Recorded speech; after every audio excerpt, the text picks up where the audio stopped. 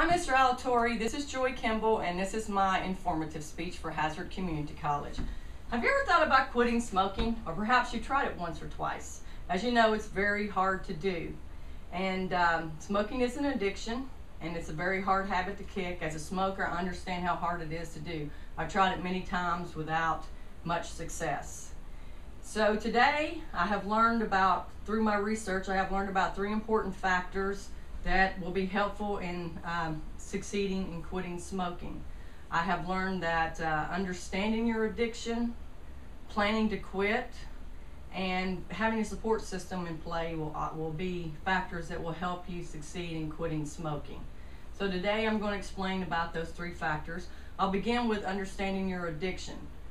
According to Gale Encyclopedia of Medicine, nicotine is a drug that is found in tobacco. It's a colorless,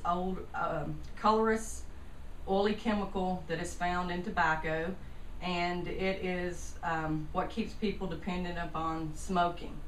So those are the things, that is the one thing that gets you hooked and keeps you hooked. The nicotine is the culprit. And Psychology Today states that nicotine is a drug that gets into your reward circuits in your brain and passes these feelings of pleasantness off, so it makes you think that it is something good and that you're enjoying it, so that's what makes you like it so much. So that's something that you really need to think about as far as when you quit, is about what's making you enjoy it. Your brain can't really differentiate what the difference is in things, it just knows that it feels good. So, and also you need to understand that tobacco smoking can be more acceptable in other areas than not. And we're in Kentucky. Kentucky is one of the highest numbers of smokers in the United States. According to the Center for Disease and Control, Kentucky is the 3rd highest state that has a population of smokers. There's 25.6% of the population that smoke in the state of Kentucky. So once you're in a place where it's more acceptable to smoke, it makes it easier to smoke. So that's something that fuels your addiction also. Another thing to remember is that cutting down on your smoke intake does not solve your problem for addiction. The DSM-4, published by the American Psychiatric Association, states that the diagnostic criteria for a smoking addiction is that a person is chemically addicted to nicotine if they smoke 1 cigarette a day. That's 1 cigarette, not 2 or 3. So cutting down is not going to solve your problem of addiction. So it won't make you feel any better. You'll still be addicted because you're still smoking. And then another thing that we want to talk about is planning to quit. This is very crucial in the stage of quitting. The American Cancer Society's Quit Guide to Quitting Smoking states that it is very important to set a quit date. And that date should be within a month of when you decide to quit. That way you don't have time to change your mind or rationalize excuses of why you want to quit. So you should pick an important date, a date that's important to you, something, write it in your calendar just like you would a meeting or birthday. There is a date coming up that's within a month, a little bit over a month. That would be a good date to choose, the Great American Smokeout. It's on November 18th, and that is a day that is recognized to encourage people to quit using tobacco, and also reinforces the dangers for tobacco use. So that would be a good day to use. You will have hundreds to thousands of other people quitting on that day, so you won't be alone. So the next thing we need to talk about in the planning stage is your triggers. The triggers are the things that will cause you to smoke. You need to be aware of these. The Stop Smoking ebook suggests that to write down all your triggers prior to your quit date and to list an alternative for each one.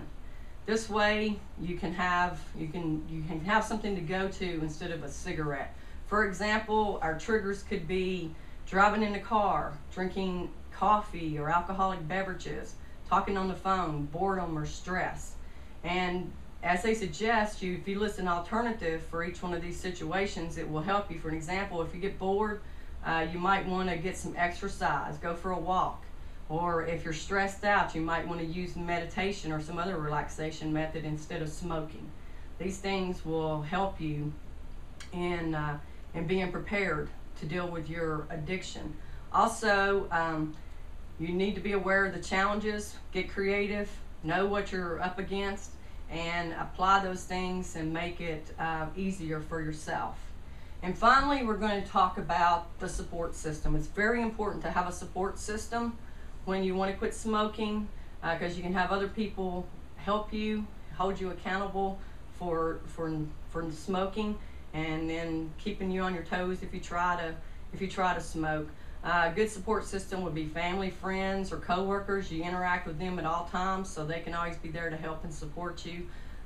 There's phone support. 1-800-QUIT-NOW is a good phone support line to call. There's trained counselors who you can speak with. Nicotine replacement therapy is also a good support system.